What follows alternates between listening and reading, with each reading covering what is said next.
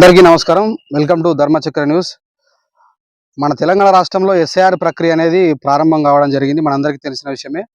మరి రాష్ట్ర election commission క్షేత్రస్థాయిలో బిఎల్ఓస్ ద్వారా మరి దాదాపు 3 కోట్ల మంది వరకు ఉన్నటువంటి ఓటర్లకు సంబంధించినటువంటి మొత్తం ప్రక్రియ మొత్తం వాళ్ళ ద్వారా చేపడతా ఉంది. వాళ్ళ ద్వారానే మొత్తం ఎన్యుమరేషన్ ఫామ్స్ ఫిలప్ చేయడంతో పాటు జూలై 24వ తారీఖు వరకు మొత్తం డ్యూటీ మొత్తం కూడా దాదాపు ఒక 40,000 మంది బిఎల్ఓస్కు అపాయింట్ చేయడం జరిగింది. వాళ్ళ ద్వారానే మొత్తం ఈ ప్రక్రియ మొత్తం చేపడతామని చెప్పి ఎలక్షన్ కమిషన్ చెప్పడం జరిగింది. మనందరికీ తెలిసిందే. మరి ఇక్కడ ప్రధానంగా వినిపిస్తున్నటువంటి విషయం ఏంటంటే బిఎల్ఓస్కు మరి గ్రామాల్లో ఉండేటువంటి సిఏలు అంటే మహిళా సంఘాలకు సంబంధించినటువంటి సిఏలు కానీ anganwadi teachers and anganwadi ASHA workers, అదేవిధంగా ఆఫీస్ సబార్డినేట్స్, వారందరికి కూడా బిఎల్ఓస్గా డ్యూటీ వేయడం జరిగింది. అంటే వాళ్ళకు సాంకేతికంగా మరి ఆన్లైన్లోనే వాళ్ళకు కొంత వీటికి సంబంధించినటువంటి ట్రైనింగ్ ఇచ్చినప్పటికీ వాళ్ళకు సంబంధించి అంటే వాళ్ళ విద్యార్హత, వాళ్ళు చేసేటువంటి పనికి సంబంధించి మరి ఇంత పెద్ద ప్రక్రియ అనేది ఏ విధంగా చేస్తారనేది కూడా ఒక ప్రశ్నగానే మిగులుతా ఉన్నది. ఎందుకంటే ఇప్పుడు ఈ ఎస్ఐఆర్ ప్రక్రియ అనేది 2002 ఓటర్ జాబితా ఆధారంగా జరుగుతుంది కాబట్టి మరి ఆ జాబితాలో ఉండేటువంటి వివరాలు మొత్తం మరి ఆ ఎన్యుమరేషన్ ఫామ్ ఫిలప్ చేయడము, దానికి సంబంధించిన ఆన్లైన్లో దాన్ని వెతకడం కావచ్చు, అదేవిధంగా వీటిని ఎంటర్ చేయడం కావచ్చు, మరి తప్పులు సవరించడం కానీ, వాళ్ళకు ఓటర్లందరికీ డైరెక్షన్ ఇవ్వడం కావచ్చు, మరి నోటీస్ ఇవ్వడం కానీ, ఇంత అబ్జర్వేషన్ అనేది మరి క్షేత్రస్థాయిలో పనిచేస్తున్నటువంటి తక్కువ విద్యార్హత ఉన్నటువంటి ఈ కింది స్థాయి ఉద్యోగులకు మరి బిఎల్ఓస్ డ్యూటీ అప్పచెప్పడం వల్ల వాళ్ళు ఏ విధంగా చేస్తారు అనేటువంటి దాన్ని మరి చాలా మంది కూడా ప్రశ్నిస్తూనే ఉన్నారు. వాళ్ళకు సంబంధించి ఎంతో కొంత ఆన్లైన్లో ట్రైనింగ్ ఇచ్చినప్పటికీ మరి క్షేత్రస్థాయిలోనైతే వాళ్ళు సరిగా చేయట్లేనటువంటి విమర్శలు అనేది వినిపిస్తున్నట్టుగా కొన్ని మనకు అందరూ మాట్లాడుకుంటున్న విషయం.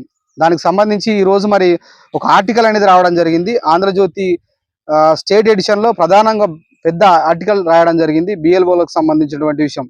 అంటే ఇక్కడ ప్రధానంగా ఈ ఆర్టికల్లో ఉన్నటువంటి విషయం ఏంటంటే బిఎల్ఓస్ అనేటువంటి వాళ్ళు అంగన్వాడీ టీచర్సు, మరి ఆశా కార్యకర్తలు, మహిళా సంఘాలకు సంబంధించిన సిఏలు, ఆఫీస్ సబార్డినేట్, అటెండర్లు, ఇలాంటి వాళ్లకు బిఎల్ఓ డ్యూటీ చేయడం వల్ల మరి 2002 మ్యాపింగ్ అనేది ఈ మ్యాపింగ్ తోని పోల్చడం అనేది ఇలాంటి సాంకేతికంగా కొంత పరిజ్ఞానం ఉన్నటువంటి అంశం కాబట్టి మరి వాళ్ళు చేయగలుగుతారా లేదా అనేటువంటి ప్రశ్న.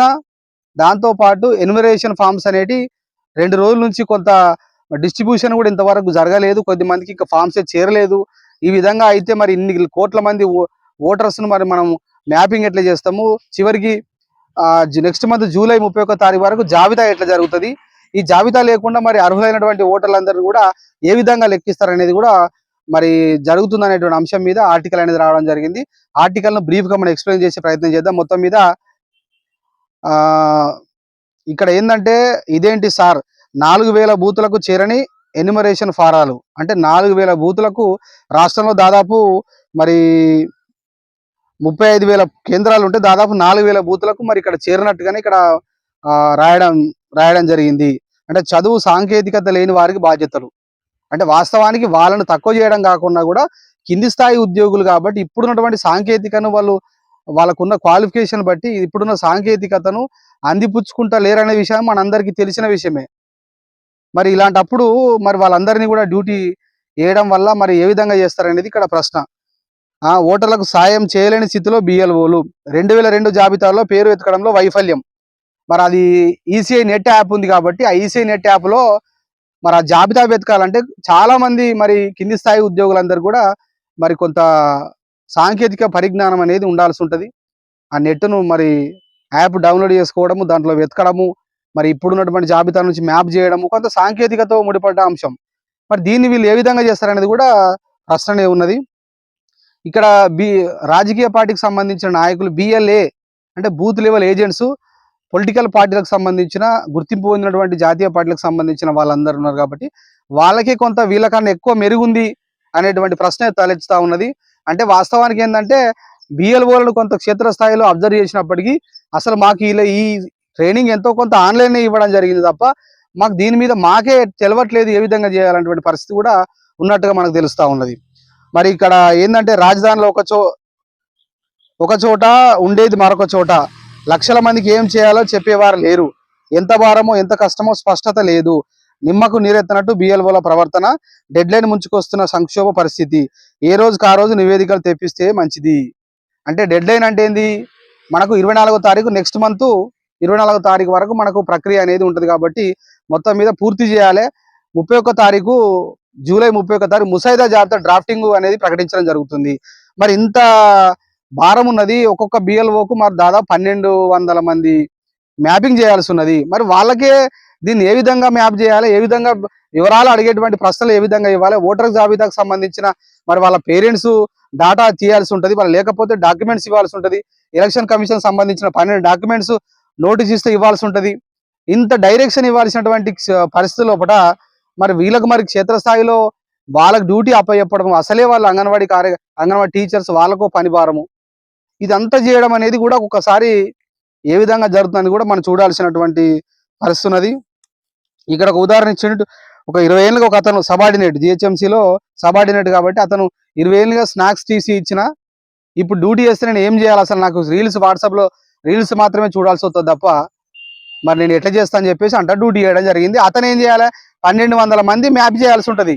ఎక్కడ, జిహెచ్ఎంసీలో అతను డ్యూటీ చేసే ఏరియా వేరు, ఉండేది ఒక చోట అని ఇక్కడ క్లియర్గా రాయడం జరిగింది. మొత్తం మీద ఇది చాలా కష్టతరంగానే ఉన్నట్టుగా మనకు అనిపిస్తూ ఉంది. ఇక్కడ మొత్తం మీద ఏంది, బూతులు ఇంతవరకు 4000 బూతులకు ఇంకా ఫారం చేయలేదు. రాష్ట్రంలో 119 నియోజకవర్గాల పరిధిలో 35,000 పోలింగ్ కేంద్రాలు ఉంటే ఇంకా దాదాపు 9,000 బూతులకు ఎన్యుమరేషన్ ఫారాలు పంపిణీ జరగలేదు. శుక్రవారం 4,000 వరకు చేరిందట. మొత్తం మీద ఇట్లా జరుగుతూ ఉంది. రోజు రోజు రిపోర్ట్ తీసుకుంటే తప్ప చేరని పరిస్థితి అని చెప్పేసి క్లియర్ కట్ గా మరి ఇక్కడ పరిస్థితి అనేది ఉంది. మరి ఈ విధంగా కొనసాగితే మరి మనకు అనుకున్న లక్ష్యం ఎప్పుడు చేరుతుంది? ఇప్పటికే అన్ని రాజకీయ పార్టీలు మరి ఇక్కడ పెద్ద ఎత్తున విమర్శలు చేస్తూ ఉన్నాయి. మరి ఈ సార్ ప్రక్రియ అనేది బీజేపీ కుట్ర అని అంటా ఉన్నాయి.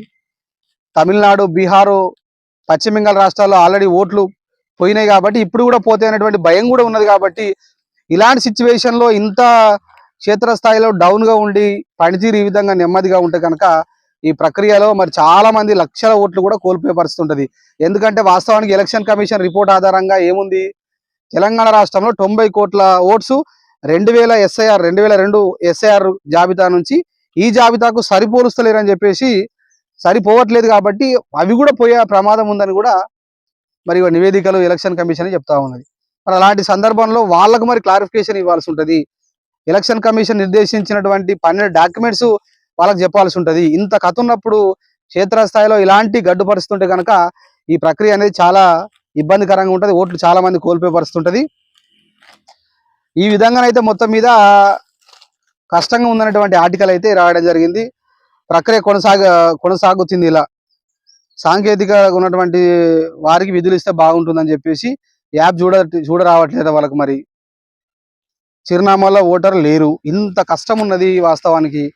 మరి ఇలాంటి సిచ్యువేషన్ లోపల ఎలక్షన్ కమిషన్ కూడా మరి ఇప్పుడు డ్యూటీ చేసిన వాళ్ళను మనం ఎట్లాగో తీయలేరు కాబట్టి వాళ్ళకు నిరంతరం పర్యవేక్షణ చేస్తూ అడిషనల్గా కొంత మిగతా ఉద్యోగులు కూడా కొంత అటాచ్ చేసి, పొలిటికల్ నాయకులు, బిఎల్ఓస్ అనే వాళ్ళకు ఖచ్చితంగా డ్యూటీ కాదు కదా, వాళ్ళ బాధ్యత ప్రకారం వస్తారు తప్ప మొత్తం ఎన్యుమరేషన్ ప్రక్రియ మొత్తం చేయాల్సింది ఎవరు, ఉద్యోగులే. కాబట్టి వాళ్ళకి అడిషనల్గా ఇంకా వేరే కొంత ఉద్యోగుల్ని అపాయింట్ చేస్తే తప్ప ఇది కొనసాగే పరిస్థితి లేదని చెప్పేసి స్పష్టంగా అర్థమవుతా ఉంది.